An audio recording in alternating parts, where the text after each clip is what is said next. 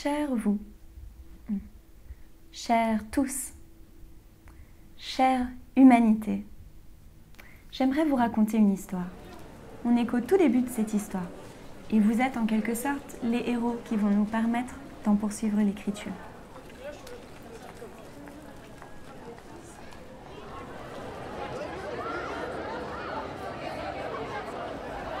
C'est l'histoire de 34 jeunes Bruxellois et de 3 bonhommes, Monsieur C, Monsieur Phil et Monsieur Act.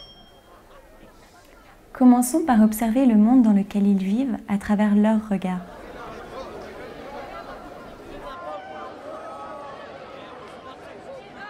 Avec mes amis, ça va très bien. Moi je trouve que mon monde il est bien. C'est pas les musulmans qui me regardent bizarrement, mais je veux dire c'est les autres religions, les gens d'autres religions, d'autres cultures, je veux dire, qui me regardent bizarrement. Moi dans mon monde, j'aimerais bien quand on sort dans la rue qu'on n'ait plus peur. Il n'y avait pas longtemps pendant les vacances un monsieur qui avait jeté ses enfants par la fenêtre. Là où j'habitais à Scarbeck, c'était ambiance de ghetto, on va dire. Dans mon quartier, il y a des groupes, des clans. Vers là où on habite, c'est encore plus choquant parce qu'on se dit peut-être que ça peut nous arriver à nous-mêmes. Enfin, les pensées négatives, déjà, ça chamboule notre atmosphère. Enfin, ce que j'aimerais le plus changer, c'est surtout la méchanceté. Que les autres arrêtent de se moquer et de blesser les autres. La violence. Je sais très bien que ma vie à moi, elle n'est pas rose du tout, mais... Oui, ça j'aimerais bien changer. Ils ont entre 15 et 19 ans. Ils souhaitent devenir les contributeurs positifs dont notre société a tant besoin aujourd'hui. Nous, on a beaucoup à apprendre en les écoutant. Mais ils se rendent bien compte aussi qu'il y a un travail personnel à faire pour être capable de marcher avec les autres. Ils viennent de 2 écoles, de 2 milieux socioculturels différents.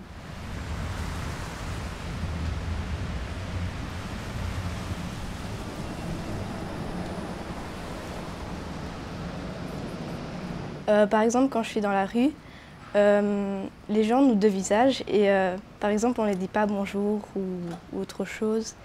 Donc on n'a pas spécialement envie d'aller vers eux du fait qu'on n'est pas en confiance, quoi. On ne parle pas forcément à tout le monde parce que celui-là n'est pas comme les autres. On vient pas du même, si on vient du même monde, mais pas de le même type. Non, j'oserais pas déjà. Par peur que la personne m'insulte ou me dénigre. Ah, t'es un blanc, t'es un flamand, ah, t'es un arabe, t'es un voleur. Quand t'es petit, on t'apprend que ces gens, tu les détestes, tu vas les détester aussi. Et moi, ça m'a touchée. L'histoire que je vous raconte, c'est un projet, les ateliers de la lettre à l'humanité, et il est porté par une organisation internationale qui s'appelle Talent for Humanity. De janvier à mai 2016, une équipe de facilitateurs va proposer aux jeunes un cycle d'ateliers créatifs, mêlant écriture, théâtre, pleine conscience, art plastique, musique. De ce processus-là vont émerger des lettres à l'humanité.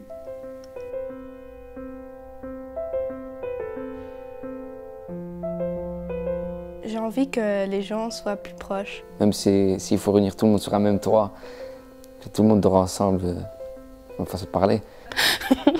Mais c'est vrai.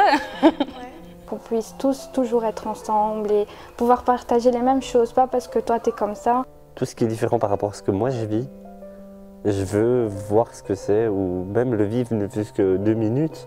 Se mettre en fait à la place de l'autre pendant un moment. Faire la paix. Respecter les différences, apprendre à vivre et à rêver ensemble. C'est ça qu'ils ont accepté de faire avec nous. Et ils ont l'envie et le besoin de nous raconter la réalité dans laquelle ils vivent et le monde dont ils rêvent pour demain. Il faut nous bouger, quoi, parce qu'on a toutes les cartes en main et on fait rien. C'est quoi les cartes? Qu'est-ce que tu ferais, toi? Ce que je ferais? Ouais. Ah, je sais pas. Bonne question.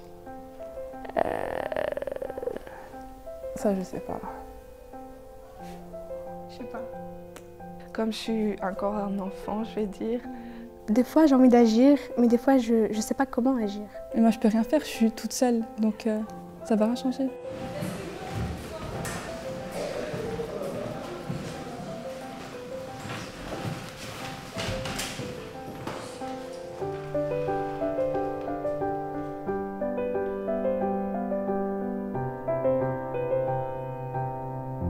J'essayerai de montrer mon point de vue, d'essayer déjà moi changer moi, puis les gens vont sûrement le remarquer et donc vont se dire ah oui, si elle est comme ça, peut-être que moi aussi. C'est pas parce que l'autre il est chrétien que tu vas le détester ou lui dire ouais ta religion c'est faux. Faut toujours avoir un respect, mais tu peux parler. Pas taper l'autre. Maintenant j'ai changé, j'ai plus envie d'être égoïste, c'est sûr. Dans les bus, par moments, je prends position envers les femmes musulmanes, on va dire, sur le voile, parce qu'une fois, j'ai été dans le bus et il y a un gars qui a sorti une femme qui portait la burqa, donc on ne voyait pas ses pieds, même pas ses pieds. Et le gars, il lui a fait « Oui, tu t'es cru à Halloween ?» Et moi, j'étais là « Mais gars, elle s'habille comme elle veut, si c'est sa religion, tu la respectes, parce qu'elle est vêtue, que tu vois pas son corps. Il y avait 3 personnes devant moi. La maman qui pleurait, l'enfant et le papa qui était un papa triste quoi. Et l'enfant, il souriait. Et moi j'ai souri avec lui. Donc on a joué à un jeu du sourire et j'ai souri avec lui. Et quand la maman a vu le petit garçon sourire, alors elle a séché ses larmes. Ils se sont fait un câlin et j'ai trouvé ça trop. Parce qu'ils ont des rêves pour le monde et l'envie brûlante de se bouger pour les réaliser. Nous, on a eu envie de créer ces espaces.